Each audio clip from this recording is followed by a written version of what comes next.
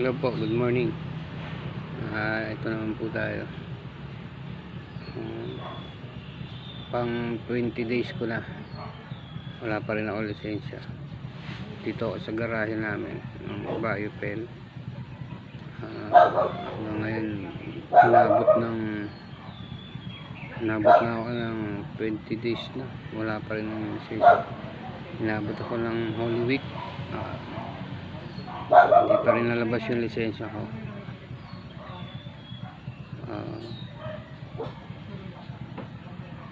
Hinihingan ako ng lumalabas na kolorum yung bus ko, pero nakarehistro siya. Wala naman siyang CPC talaga kasi lahat ng bus ngayon special permit.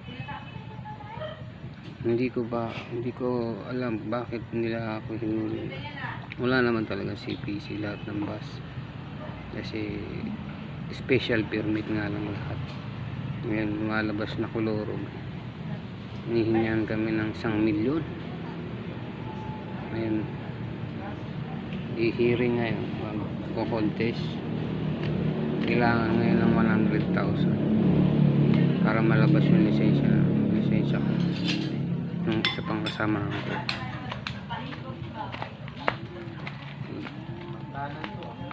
Sana nga magbigay yung operator ko para mailabas yung lisensya ko. Violation ng truck, ipit ang driver. Kaya sa mga driver dyan, pwede nyo naman palang i-refuse na ibigay yung lisensya nyo. Tanongin nyo muna kung anong violation. Ngayon pagpapelis, pwede nyo hindi ibigay yung lisensya kasi kukunin naman nila yung plaka. Kaya ito, hanggang ngayon wala pa akong biyahe. Ang utang na nga lang ako, wala na akong mautangan. Isang lako na yung TV. Ubos na yung gamit namin. Sana buti na lang marami kong kaibigan, sumasama-sama na lang ako sa biyahe. Mayroon din silang pangangailangan Siyempre kailangan nila ng malaking kita. Nahiya na lang yung mga kasamahan ko, parehas na mga may kaldero, kaya sinasama nila ako. Maunawaan na lang nila.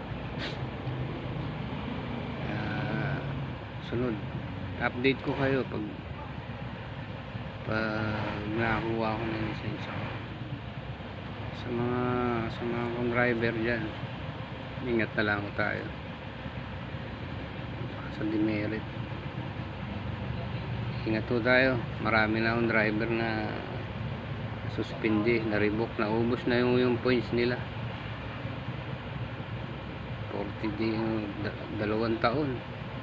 Tapos katapos ng 2 taong suspension, evaluation ka pa, i-evaluate ka pa kung ibabalik ka sa student o ibabalik yung dati mong lisensya.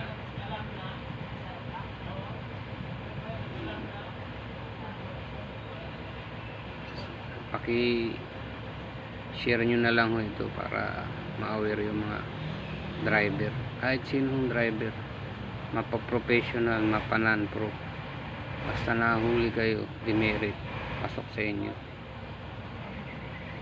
Ba't kasi napasok pa yung demerit na binayaran mo na yung violation mo ng napakamahal, na suspension ka na, bakit kailangan pang matanggalan ka pa ng lisensya o ma-revoke?